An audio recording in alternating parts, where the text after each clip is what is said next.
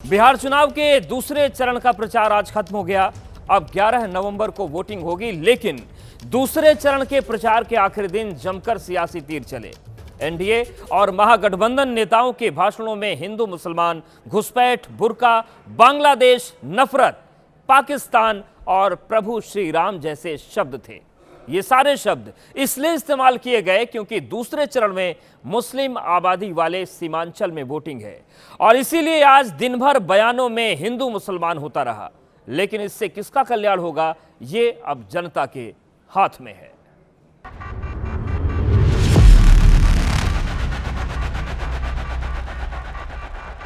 कांग्रेस के लोग हंसते थे, कहते थे राम मंदिर नहीं बनने देंगे। इसलिए आप चिंता मत करो मुसलमान भाई, इस बार हृदय परिवर्तन करो। भाजपा के चुनाव लड़ने की अंतिम जो सबसे बड़ी सीमा है वो यही है, घुसपैठी है। ये लोग घुसपैठिए को बचाना चाहते हैं। दूसरे चरण का प्रचार आज खत्म हो गया, लेकिन उससे पहले एनडीए हो या महागठबंधन, हर नेता की जुबान पर प्रभु राम, हिंदू मुसलमान, घुसपैठ, बुर्का, बांग्लादेश जैसे कीवर्ड्स छाए रहे। सोच समझकर तीर चलाए गए क्योंकि दूसरे चरण में मुस्लिम बहुल आबादी वाला सीमांचल भी है। सोच समझकर ही बिहार चुनाव में बीजेपी हिंदुत्व की पिच पर बैटिंग कर रही है, जिसके कैप्टन हैं योगी आदित्यनाथ। आरजेडी ने राम मंदिर के रथ यात्रा को रोक दिया था, लेकिन तब भी राम भक्त कहता था राम लला हम आएंगे, मंदिर वहीं बनाएंगे। पिछले आंकड़ों को देखें तो मुसलमानों को आरजेडी का वोटर माना जाता है। हालांकि बीते चुनाव में ओवैसी की पार्टी ने आरजेडी के मुस्लिम वोटों में सेंध लगाई थी। नीतीश भी मुसलमानों का वोट चाहते हैं, इसलिए जमकर हिंदू मुसलमान हुआ है। सीमांचल में किशनगंज, कटिहार, पूर्णिया और अररिया जिले आते हैं। इन 4 जिलों में विधानसभा की 24 सीटें हैं।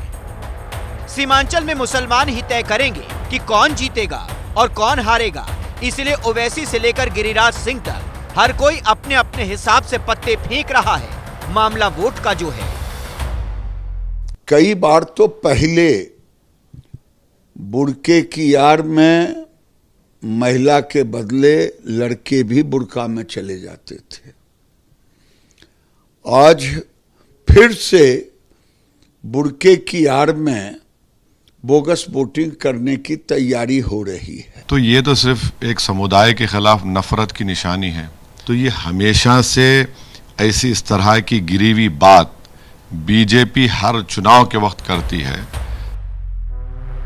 परंपरागत वोट होने के नाते अगर इस बार भी मुस्लिमों का वोट आरजेडी और कांग्रेस की तरफ गया तो बड़ा खेला हो सकता है, क्योंकि किशनगंज में 68% मुसलमान हैं, कटिहार में 44%, अररिया में 43% और पूर्णिया में 39% मुस्लिम वोटर हैं। उन्होंने घुसपैठियों को अपनी वोट बैंक बनाया है। हमें नहीं चाहिए घुसपैठिए के वोट, हम तो सासाराम के युवाओं के वोट से, हमारी जीविका दीदी के वोट से जीतने आए। नरेंद्र मोदी में, उनके खून में, उनकी सोच में नफरत है। वो बांटना चाहते हैं, नफरत फैलाना चाहते हैं। बिहार में बीजेपी नेताओं ने बुर्का, मुसलमान और घुसपैठ का मुद्दा जमकर और खुलकर उठाया है, जिसका सीधा सा मतलब है हिंदू वोटों को अपनी तरफ किया जाए, जमकर ध्रुवीकरण किया जाए। ये राजद और कांग्रेस महागठबंधन तुम्हारा तुष्टीकरण करके भाजपा से डर दिखा करके तुमको अलग थलग करना चाहते हैं, और हम पुष्टिकरण करके वो मतदाता मानते हैं, हम भाग्य विधाता मुस्लिम भाई को मानते हैं। लोग शाम के बाद घर से बाहर नहीं निकलते थे। समाज में कितना विवाद होता था, कितना हिंदू मुस्लिम झगड़ा होता था। अब तो हमारे देश में हिंदू मुसलमान, धर्म, घुसपैठ, बांग्लादेश किए बिना चुनाव भी अधूरा सा ही लगता है। जब तक वोट पाने के लिए हिंदू मुसलमान ना हो, तब तक सियासी शतरंज पर बाजी अधूरी ही रहती है। आज दूसरे चरण के प्रचार के आखिरी दिन हर कोई इन्हीं मुद्दों के इर्द गिर्द एक दूसरे को घेरता दिखा। झारखंड में चुनाव हो रहा था तो घुसपैठियों को बाहर कर रहे थे, एक भी घुसपैठी आज तक देश के सामने रख नहीं सके। फिर दिल्ली में चुनाव आया तो दिल्ली में घुसपैठियों को बाहर कर रहे थे। दरअसल भाजपा और भाजपा के नेता सिर्फ और सिर्फ एक झूठा नैरेटिव बनाना चाहते हैं। इंडिया गठबंधन जो काम कर रहे हैं वो तो बहुत ही ज़्यादा तुष्टिकरण की राजनीति कर रहे हैं, तो एक्सेप्ट बीजेपी और एनडीए के सबको तुष्टिकरण की राजनीति करनी है। तो इसीलिए देश में आज जो भौगोलिक स्थिति देश की बिगड़ती जा रही है, नौजवानों का जो हक और अधिकार है उसको घुसपैठिए खा रहे हैं। सारी कोशिश वोटों के ध्रुवीकरण की है। बिहार की सियासत में सीमांचल इस बार पिछली बार से भी ज्यादा निर्णायक है। यहीं पर वोटर रिवीजन को लेकर सबसे ज्यादा सियासत हुई।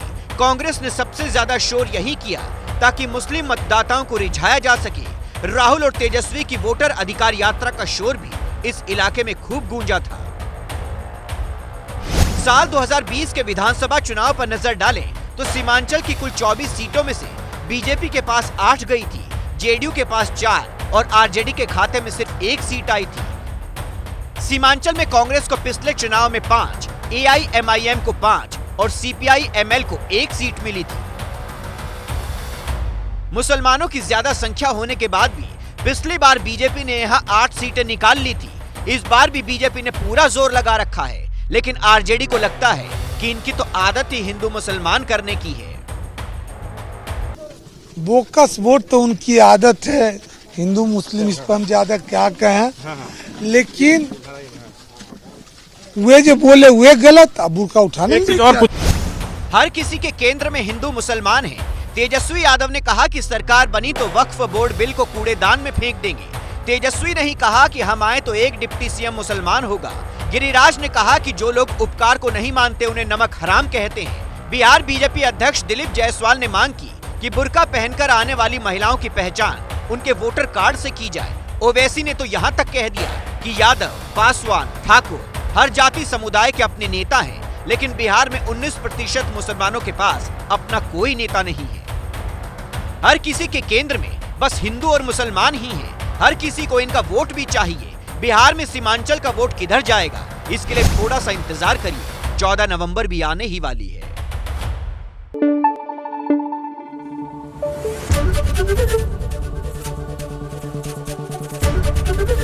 एबीपी न्यूज आपको रखे आगे।